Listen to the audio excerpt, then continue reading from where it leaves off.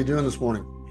Pretty good. It's Tuesday morning and we're here for another coffee talk. And how about we talk about how band directors, orchestra directors, choir directors, anyone that's a music educator that's in front of an ensemble, develops their listening skills, not only to detect errors, which sometimes maybe that's as far as it goes, but also for, developing the ensemble musicality, the balance and blend, all those sorts of things. I know back when I first started teaching, I think it was the thing I had the most anxiety about is, like what is the ensemble supposed to sound like, and how do I listen differently? I think sometimes, and I know this is true for me, I can get distracted just because I'm so focused on the score and conducting that I'm not, gravitating towards using my ears as much as I should. So let's unwrap that this morning. Yeah, I think it's a great topic, and I have a couple thoughts on that. First of all, I think that one of the things I know that I was guilty of, and I think that a lot of band directors would probably agree, that we get so used to what we're listening to on a daily basis that we kind of lose track of what's going on with our own ensemble. And so one of the things that I encourage directors to do when I'm in clinics is constantly listen to outstanding recordings. Make sure that you're just listening to as many great groups as you possibly can, whether it's live or whether it's on video or just audio recordings or whatever. I think that's another way to continue to improve your listening skills. And then another thing that I think is really important is for us to calm down a little bit in rehearsals. That may sound silly, but for us to calm down a little bit in rehearsals and make sure we're listening. I think sometimes we talk so much in rehearsals that we don't listen anymore. We're giving instructions and we'll maybe hear a mistake or whatever, so we'll focus on that, and we talk a lot instead of listening a lot. So one of the things that I learned a long time ago, and I still do this when I'm doing honor bands or all-state bands or whatever, is I try to conduct pretty small and stay very still and just listen a lot to the ensemble, and that helps me a ton. But I do think a lot of it is how we grew up, which hopefully that doesn't sound too silly, because I think what we grew up with really influenced our listening skills. The teachers that we were around, the groups that we were around influenced our listening skills, and it depends what you're around. And a great example is, I've listened to a lot of wonderful groups over the years, but had a chance to listen to the President's Own the other day, and it was really hard for me to tell if they made a mistake because they were just so amazingly good. And at my age, it's kind of scary that I just couldn't tell anything that was wrong. They were that good. So I think it's a lot of it has to do with us staying calm and truly listening to our ensemble, being honest about what we're hearing, also keeping good recordings in our ears all the time, and like you said, sometimes getting out of the score, which may sound like a bad thing to a lot of people, but getting out of the score and just opening up our ears to what our ensembles truly sound like. Hope that all made sense.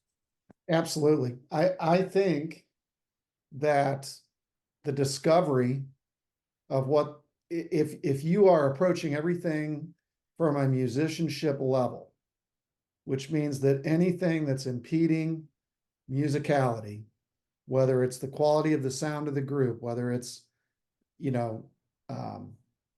their understanding of the architecture of the piece or how their part fits into the other parts. We've heard people say before, ensemble rehearsal is for learning everyone else's parts, and that's absolutely true. But as educators, our discovery, most of the time, from a standpoint of understanding the piece, needs to happen before we walk into the classroom, not as we walk in. And that will get your head out of the score so that you're using your ears And Richard, I'm right there with you. Conduct less, you know. There's nothing wrong with allowing the group to play without you conducting and just listening. And if you don't feel like you can do that, maybe record the group and then go home and sit down with a legal pad and a good bottle of wine and listen to your rehearsal. And that's another thing. You talk about talking too much. That's another thing you'll discover is how much you talk. If you Right. record not just a run of a piece, but rehearsals, you know. And a lot of times I think that in high school band directors, maybe middle school folks too, or sometimes I was guilty of this, where you don't ever let the kids play through the entire piece. Like at some point, you know, that week, let them play the entire piece, even though it may not be, you know, where you want it to be. Let them experience the entire piece to kind of see where you are in that process.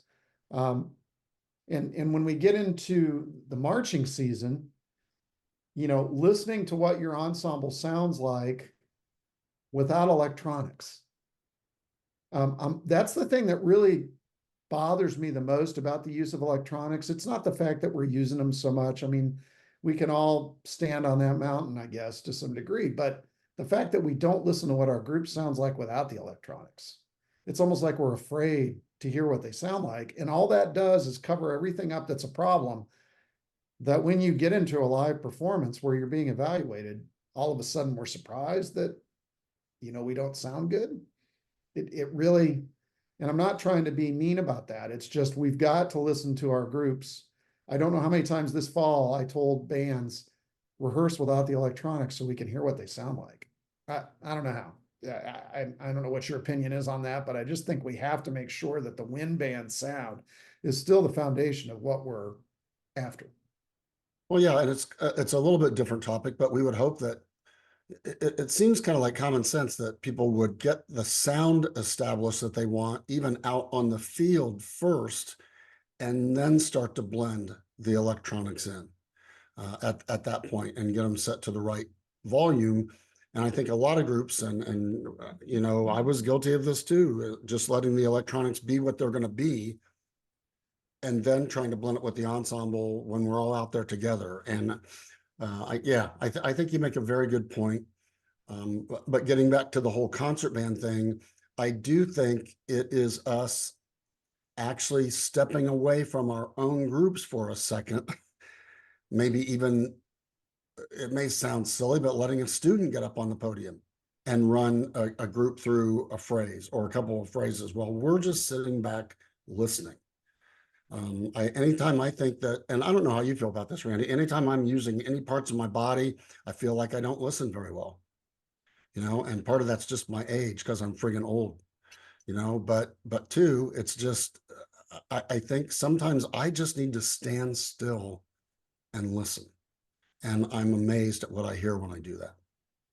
Yeah, closing your eyes and stepping back and listening. And we've all had people come in and work our groups. And I honestly think that's the most important reason to do it is because you can step back and look at it and listen to it in a different way. Your group will sound different to you when you step off the podium and you're not conducting. And as Richard is saying, you're still and you're listening, and maybe you close your eyes and you're not even looking at the music. You're just listening. That is probably one of the best techniques to continue to develop, you know, your awareness level.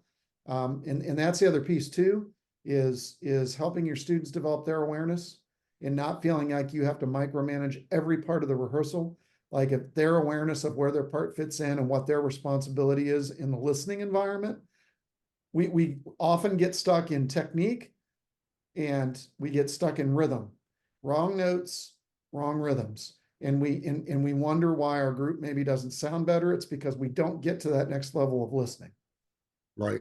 Yeah, and I agree. And I like, you know, you mentioned the students listening too. And I think it's really important for our students to be able to answer the simple question after you finish a phrase or you finish a piece or you finish a concert. What did you just hear? You know, were you in the moment? Did you really hear what just happened? or did the concert, or just did that phrase just kind of pass you by and you have no idea what happened? So I think getting our kids to listen is just as important. Yeah. Some great information this morning. Hope you all enjoyed that conversation. And as always, if you have questions or you want to discuss anything, you can reach out to Richard and I through Conselmer. And we really appreciate your time this morning. Have a great week and good luck as you prepare for your spring concerts and festivals. Take care, everyone. Thanks for listening.